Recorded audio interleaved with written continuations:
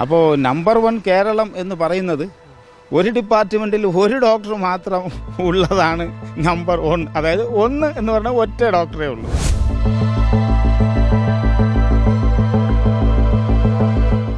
Kozhikode medical കോളേജിൽ gastro surgery വിഭാഗമുണ്ട്. അവിടെയും സ്ഥിതി ഇതാണ്, ഒരു HOD മാത്രമേ ഉള്ളൂ.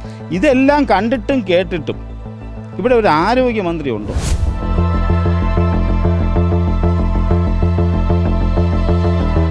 മുമ്പൊക്കെ മന്ത്രി 2 ദിവസത്തെ കൂടുമ്പോൾ മാധ്യമങ്ങളെ കാണുന്ന എവിടെയെങ്കിലും കാണാമായിരുന്നു. ഇപ്പം ഒരു മാധ്യമത്തിൻ്റെ മുമ്പിൽ ആരോഗ്യമന്ത്രി വരുന്നില്ല.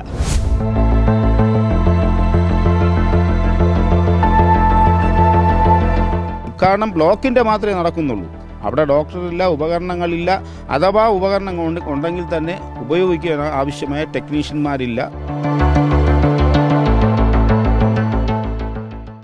നമസ്കാരം.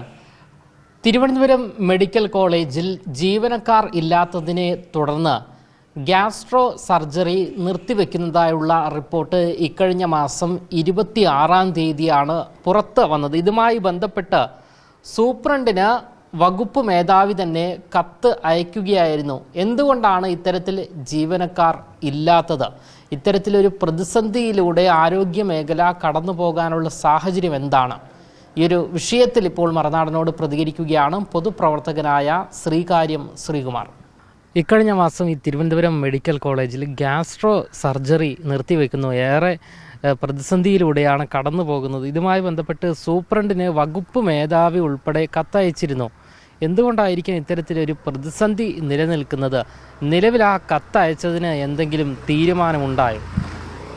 ഇത് സൂപ്രണ്ടിനല്ല, മെഡിക്കൽ കോളേജിലെ ഗ്യാസ്ട്രോ സർജറി വിഭാഗം മേധാവി അവരുടെ തലപ്പത്തുള്ള ഉദ്യോഗസ്ഥനെന്ന പ്രിൻസിപ്പളാണ്. ആ പ്രിൻസിപ്പാളിന് നൽകിയ കത്ത് അന്ന് തന്നെ മാധ്യമങ്ങളിൽ എല്ലാം വന്നിരുന്നു. വലിയ ചർച്ചയായി. ആ ചർച്ച എന്ന് പറയുന്നത് 2 ദിവസത്തെ വാർത്തകളിൽ ഒതുങ്ങി. ആരോഗ്യമന്ത്രിയുടെ നിർദ്ദേശപ്രകാരം അടിയന്തരമായ മീറ്റിംഗ് കൂടി. പിന്നെ എന്താണ് സംഭവിച്ചത് എന്നുള്ളതാണ്. മീറ്റിംഗ് കൂടി. അപ്പോൾ HOD പറഞ്ഞ ഒരു കാര്യമെന്ന് പറയുന്നത്, ഗ്യാസ്ട്രോ സർജറി എന്ന് പറയുന്നത് സൂപ്പർ സ്പെഷ്യാലിറ്റി വിഭാഗമാണ് കേരളത്തിലെ. ആ സൂപ്പർ സ്പെഷ്യാലിറ്റി വിഭാഗത്തിൽ ഒരു ഡിപ്പാർട്ട്മെൻറ്റിൽ ഒരു ഡോക്ടർ മാത്രമേ ഉള്ളൂ. ആകെ HOD എന്ന് പറയുന്ന ഒരാൾ മാത്രമേ ഉള്ളൂ. അപ്പോൾ നമ്പർ 1 കേരളം എന്ന് പറയുന്നത് ഒരു ഡിപ്പാർട്ട്മെൻറ്റിൽ ഒരു ഡോക്ടർ മാത്രം ഉള്ളതാണ് നമ്പർ 1. അതായത് 1 എന്ന് പറഞ്ഞാൽ ഒറ്റ ഡോക്ടറേ ഉള്ളൂ. ആ അർത്ഥത്തിലാണെന്നാണ് നമുക്ക് തിരിച്ചറിയാൻ കഴിഞ്ഞത്. അപ്പോൾ HOD പ്രൊഫസറാണ്. അതിൻ്റെ കീഴിൽ അസിസ്റ്റൻറ്റ് പ്രൊഫസറോ അസോസിയേറ്റ് പ്രൊഫസറോ ഇല്ല.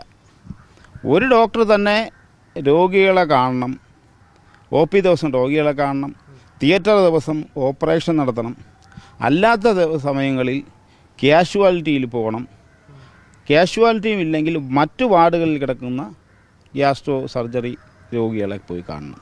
ഇതെല്ലാം കൂടി ഒരാൾ തന്നെ ചെയ്യണം എന്ന് പറയുന്ന അതിദയനീയമായ നമ്പർ 1 കേരളത്തിലാണ് നമ്മൾ നിൽക്കുന്നത്. അപ്പോൾ ഞാൻ മനസ്സിലാക്കുന്നത് PSC വഴിയുള്ള നിയമനങ്ങൾ എത്രയോ വർഷക്കാലമായി നടക്കുന്നില്ല. PSCയിൽ ഈ സൂപ്പർ സ്പെഷ്യാലിറ്റി വിഭാഗത്തെ ഡോക്ടർമാരുടെ റാങ്ക് പട്ടിക നിലവിലില്ല. അപ്പോൾ കഴിഞ്ഞ 9-10 വർഷമാകാൻ പോവുകയാണ് ഇടതുപക്ഷ ഗവൺമെൻറ് വന്നിട്ട്. ഈ 10 വർഷക്കാലവും ആ തരത്തിൽ ഇതൊരു റൊട്ടേഷൻ വ്യവസ്ഥയിൽ നടക്കേണ്ടതാണ്.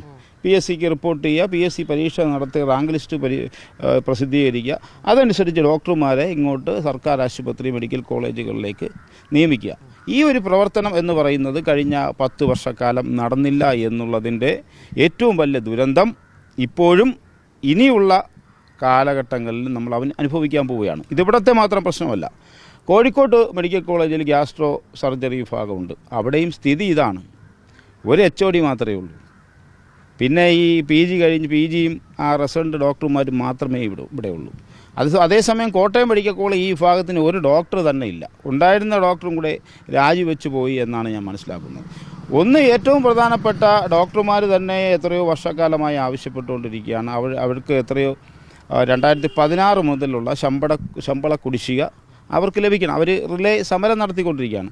ആ സമരത്തെക്കുറിച്ച് ഡോക്ടർമാരെ വിളിച്ച് ചർച്ച നടത്താൻ പോലും ഗവൺമെൻറ് തയ്യാറാവുന്നില്ല. അപ്പോൾ ആ തരത്തിൽ ഡോക്ടർമാരെല്ലാം സ്വയം ഈ മെഡിക്കൽ കോളേജിൽ നിന്ന് ജോലി രാജിവെച്ച് DME ജോലി അവർക്ക് വേണ്ട. കാര്യം ഇവിടെ കിട്ടുന്ന തുച്ഛമായ ശമ്പളത്തിൻ്റെ 10 ഇരട്ടി ശമ്പളം കിട്ടാൻ മറ്റു സ്വകാര്യ ആശുപത്രികളുള്ളപ്പോൾ അവർ വലിയൊരു സേവനം നടത്തുമ്പോൾ അവരെ സഹായിക്കാൻ വേണ്ടിയുള്ള ടീമിനെ പോലും ഗവൺമെൻറ്റിൻ്റെ ഭാഗത്തൊന്നും നടത്തുന്നില്ല. ഇവിടെ മറ്റൊരു സംഭവം കഴിഞ്ഞ ദിവസം ഉണ്ടായി. ഒരു നെഫ്രോളജി HOD അദ്ദേഹം ഫേസ്ബുക്കിൽ കുറിപ്പിടുകയാണ്, നെഫ്രോളജി വിഭാഗവും ഗ്യാസ്ട്രോ വിഭാഗവും എല്ലാം ചേർന്നതാണ് നമ്മുടെ ഈ മരണാനന്തര അവയവദാനത്തിന് വേണ്ടിയുള്ള കേസോട്ടോ പദ്ധതിയുടെ ഭാഗമാണ് ഇവരെല്ലാം. അപ്പോൾ അതിൽ അദ്ദേഹം ഇട്ടത്, ഞാൻ ഒരു കേസോട്ടോയുടെ സോണൽ മേഖല ഓഫീസർ എന്നുള്ള സ്ഥാനം രാജിവെക്കുന്നുവെന്ന് ഫേസ്ബുക്കിലിടുകയാണ്. പത്രങ്ങൾ മീഡിയകൾ അത് കണ്ടു വാർത്ത കൊടുക്കുന്നു. അപ്പോൾ DME അടുത്ത വാർത്താക്കുറിപ്പ് ഇറക്കുകയാണ്, കേസോട്ടോയിൽ ഇങ്ങനെ സോണൽ ഓഫീസർ ഇല്ല, ഇദ്ദേഹം അതിൻ്റെ ഒരു അംഗമേ അല്ല എന്ന് ഇവിടുത്തെ DME പത്രക്കുറിപ്പ് ഇറക്കുന്നു, കേസോട്ടോ പത്രക്കുറിപ്പ് ഇറക്കുന്നു. അത് കഴിഞ്ഞ് വേറൊരു ദിവസം ഈ ഡോക്ടർ മോഹൻദാസ് നെഫ്രോളജി HOD പറയുകയാണ്, അവയവദാന പദ്ധതിയായ കേസോട്ടോ ഇവിടെ നിലച്ചിരിക്കുകയാണ്. ഇതെല്ലാം കണ്ടിട്ടും കേട്ടിട്ടും ഇവിടെ ഒരു ആരോഗ്യമന്ത്രി ഉണ്ടോ? ഈ ഒന്നെങ്കിൽ ഈ കേസോട്ടോ എന്നൊരു പദ്ധതിയാണ്, അതൊരു പ്രോജക്റ്റാണ്. ആ പ്രോജക്റ്റ് എങ്ങനെ നടക്കുന്നു എന്ന് അന്വേഷിക്കാൻ ഒരു മന്ത്രിയുണ്ടോ? ഇവിടെ സൂപ്പർ സ്പെഷ്യാലിറ്റി വിഭാഗങ്ങൾ എല്ലാം തന്നെ അടച്ചുപൂട്ടലിൻ്റെ വക്കിലെത്തി നിൽക്കുന്നു. ഇത് അന്വേഷിക്കാൻ ഇവിടെ ഒരു മന്ത്രിയുണ്ടോ? പിന്നെ മറ്റ് സൂപ്പർ സ്പെഷ്യാലിറ്റി വിഭാഗത്തിലെ മറ്റ് വിഭാഗങ്ങൾ ഗ്യാസ്ട്രോ, നെഫ്രോ, യൂറോളജിയിലെ ഡോക്ടർ പറഞ്ഞതായിരുന്നു നമ്മൾ ഒരു വർഷം കഴിഞ്ഞ ഈ വർഷത്തിലെ ഏറ്റവും പ്രധാനപ്പെട്ട. അപ്പം ഈ സൂപ്പർ സ്പെഷ്യാലിറ്റി വിഭാഗത്തിലെ പ്രധാനപ്പെട്ട 4 വിഭാഗങ്ങളിൽ ആവശ്യത്തിന് ഡോക്ടർമാരില്ല, ആവശ്യത്തിന് ഉപകരണങ്ങളില്ല. ഉള്ള ഡോക്ടർമാരുണ്ടെങ്കിൽ തന്നെ അവർക്ക് ശമ്പളം എന്ന് പറയുന്നത് മാന്യമായ, ഡോക്ടർമാരൊക്കെ ഈ സമൂഹത്തിൽ വളരെ ഉന്നത പദവിയിലുള്ളവരാണ്, അവർക്ക് മാന്യമായ ശമ്പളം കിട്ടുന്നത് 16 വർഷമായി അവരെ ശമ്പളം പരിഷ്കരിച്ചിട്ടില്ല. അതേസമയം UGC സ്കീമിലുള്ള പ്രൊഫസർമാരുടെ തസ്തികയിലുള്ളവർക്കെല്ലാം കൃത്യമായും ശമ്പളം അവർക്ക് ലഭിക്കുന്നു, കുടിശ്ശിക അവർക്ക് ലഭിക്കുന്നു, ശമ്പള വർധനവ് ലഭിക്കുന്നു. അങ്ങനെ സത്യത്തിൽ ഈ തകർന്നടിഞ്ഞ ആരോഗ്യ വകുപ്പിനെ രക്ഷിക്കുന്നതിന് വേണ്ടി സത്യത്തിൽ കേരളത്തിൽ ഒരു ആരോഗ്യ വകുപ്പ് മന്ത്രിയില്ല. അപ്പം മുമ്പൊക്കെ മന്ത്രി 2 ദിവസത്തെ കൂടുമ്പോൾ മാധ്യമങ്ങളെ കാണുന്ന എവിടെയെങ്കിലും കാണാമായിരുന്നു. ഇപ്പം ഒരു മാധ്യമത്തിൻ്റെ മുമ്പിൽ ആരോഗ്യമന്ത്രി വരുന്നില്ല.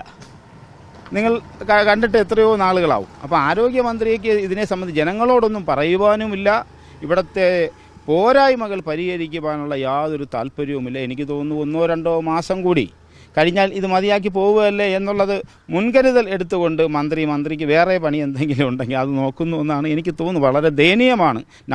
നമ്പർ 1 ആരോഗ്യ കേരളം എന്ന് പറഞ്ഞാൽ നമ്പർ 1 ഡോക്ടർ മാത്രമുള്ള ആരോഗ്യ കേരളം എന്നുള്ള അർത്ഥത്തിൽ ആക്കി മാറ്റിയിട്ടുണ്ട്. ഈ തലസ്ഥാനത്തെ ഈ ഗ്യാസ്ട്രോ സർജൻ ഇവിടെ മാത്രമാണോ ചികിത്സ നടത്തുന്നത്, അല്ലെങ്കിൽ മറ്റേതെങ്കിലും ജില്ലയിലേക്ക് പോയി ചികിത്സ നടത്തേണ്ട സാഹചര്യം, അത്തരത്തിലൊരു പ്രതിസന്ധി ഉണ്ടോ അദ്ദേഹത്തിന് മറ്റു ജില്ലയിൽ പോയി സേവനം നടത്താൻ കഴിയില്ല. കാര്യം ഇവിടുത്തെ കാഷ്വാലിറ്റിയിൽ പോലും വിടാൻ ഒരാളില്ല എന്ന് പറയുമ്പോൾ അദ്ദേഹം എങ്ങനെ മറ്റു ജില്ലയിൽ പോവും? ഇപ്പോൾ ഒരു വിഷയം എന്ന് പറയുന്നത്, നമുക്ക് പല ഡോക്ടർമാരും നിരന്തരം സമൂഹ മാധ്യമങ്ങളിൽ കാര്യങ്ങൾ പറയുന്നു. മുൻകാലങ്ങളിലാണെങ്കിൽ ഒരു ഡോക്ടർ അങ്ങനെ പറഞ്ഞാൽ അദ്ദേഹത്തിനെതിരെ നടപടിയെടുക്കണം. ഇന്ന് അങ്ങനെ ഒരു ഡോക്ടർ പറഞ്ഞാൽ നടപടിയെടുത്താൽ രണ്ടാമത്തെ ഡോക്ടറില്ല. ഇപ്പോൾ ഡോക്ടർമാർക്ക് സത്യത്തിലൊരു സ്വാതന്ത്ര്യമുണ്ട്, എന്ത് പറഞ്ഞാലും നടപടി ഉണ്ടാവില്ല.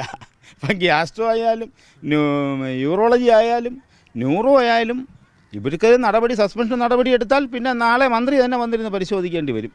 അല്ലെങ്കിൽ മന്ത്രി ഡെയിലി വേസിന് വരുന്ന ഒരു തൊഴിൽ മേഖലയല്ല ഇത്. ഡോക്ടർമാർ, സൂപ്പർ സ്പെഷ്യാലിറ്റി വിഭാഗം ഡോക്ടർമാർ ഡെയിലി വേസിന് തിരുവനന്തപുരത്ത് നിയമിക്കാൻ കഴിയില്ല. അഥവാ നിയമിക്കാൻ പറ്റുന്നത് തന്നെ ഒട്ടേറെ കടമ്പകൾ കടന്ന് അവർക്ക് പരമാവധി കൊടുക്കാമെന്നുള്ള ശമ്പളം 75,000 രൂപയാണ്. 75,000 രൂപ കൊടുത്താൽ പ്രതിമാസം ഏത് വിഭാഗം ഡോക്ടർമാരാണ് മെഡിക്കൽ കോളേജിൽ താൽക്കാലിക ജോലി ചെയ്യാൻ പറ്റുന്നത്? അപ്പോൾ ഇതിനെക്കുറിച്ചൊന്നും ഈ ഗവൺമെൻറ്റിന് ഒരു ആവലാതിയുമില്ല. ഇപ്പോൾ സൂപ്പർ സ്പെഷ്യാലിറ്റി വിഭാഗത്തിൽ കേരളത്തിലെ സർക്കാർ ആശുപത്രിയിൽ വന്ന് ചികിത്സ തേടേണ്ട ഗതികേട് വന്നാൽ നമ്മൾ പരലോകത്തേക്ക് വിസ എടുത്ത് ഇരിക്കുന്ന അവസ്ഥയിലാണ്. പരലോകത്തേക്ക് പോകേണ്ടി വരും. അല്ലെങ്കിൽ കാശുള്ളവർക്കാണെങ്കിൽ സ്വകാര്യ ആശുപത്രിയിൽ പോയി ജീവൻ രക്ഷിക്കാൻ പറ്റും. കേരളത്തിലെ സർക്കാർ മെഡിക്കൽ കോളേജുകളുടെ സൂപ്പർ സ്പെഷ്യാലിറ്റി വിഭാഗം ഇപ്പോൾ മോർച്ചറിയിലാണ്.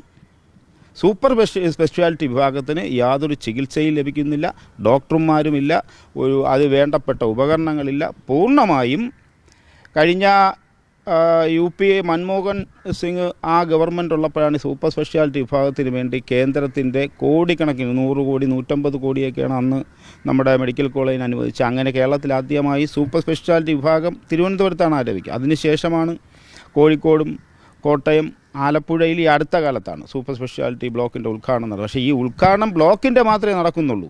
അവിടെ ഡോക്ടറില്ല, ഉപകരണങ്ങളില്ല, അഥവാ ഉപകരണങ്ങൾ ഉണ്ടെങ്കിൽ തന്നെ ഉപയോഗിക്കാൻ ആവശ്യമായ ടെക്നീഷ്യന്മാരില്ല. ദയവ് ചെയ്ത് ഇനി ആരോഗ്യമന്ത്രിയുടെ അടുത്ത് പറഞ്ഞിട്ട് കാര്യമുണ്ടെന്ന് തോന്നുന്നില്ല. കാര്യം ആരോഗ്യമന്ത്രി ഇപ്പോൾ ഉൾവലിഞ്ഞ് വീട്ടിലാണോ നാട്ടിലാണോ എവിടെ ഉണ്ടെന്ന് പോലും എനിക്കോ നിങ്ങളെപ്പോലെയുള്ള മാധ്യമപ്രവർത്തകർ ആർക്കും തന്നെ അറിയില്ല. പത്രക്കാരെ കണ്ടിട്ട് മാസങ്ങളും ആകുന്നു. ബഹുമാനപ്പെട്ട മുഖ്യമന്ത്രിയോടാണ് ഇതിനെ സംബന്ധിച്ച് പറയാനുള്ളത്. ബഹുമാനപ്പെട്ട മുഖ്യമന്ത്രി അടിയന്തിരമായി കേരളത്തിലെ സൂപ്പർ സ്പെഷ്യാലിറ്റി വിഭാഗത്തിൻ്റെ മുഴുവൻ ഡിപ്പാർട്ട്മെൻറ്റ് ഉത്തരവാദിത്തപ്പെട്ട ആൾക്കാരുമായി ഒരു അടിയന്തര ചർച്ച നടത്തി ഈ വിഷയത്തിന് എങ്ങനെ പരിഹാരം കണ്ടെത്താൻ കഴിയും. സൂപ്പർ സ്പെഷ്യാലിറ്റി വിഭാഗത്തിൽ കൂടുതൽ ഡോക്ടർമാർ, അതായത് പ്രൊഫസറാണ് HOD, assistant professor, associate professor ഉൾപ്പെടെയുള്ള നിയമനങ്ങൾ, അങ്ങനെ ആൾക്കാരെ എങ്ങനെ നിയമിക്കാൻ കഴിയും എന്നുള്ളതിനെക്കുറിച്ച്, അല്ലെങ്കിൽ താൽക്കാലികമായി ഉയർന്ന ശമ്പളം നൽകി എങ്ങനെ ഡോക്ടർമാരെ നിയമിക്കാൻ കഴിയും എന്നുള്ളത് ഗൗരവമായി ആലോചിച്ച് പാവപ്പെട്ടവൻ്റെ ജീവൻ നിലനിർത്തുന്നതിന് വേണ്ടിയുള്ള നടപടി സ്വീകരിക്കണം എന്നുള്ളതാണ് വിനയപൂർവ്വം മുഖ്യമന്ത്രിയോട് അഭ്യർത്ഥിക്കുവാനുള്ളത്.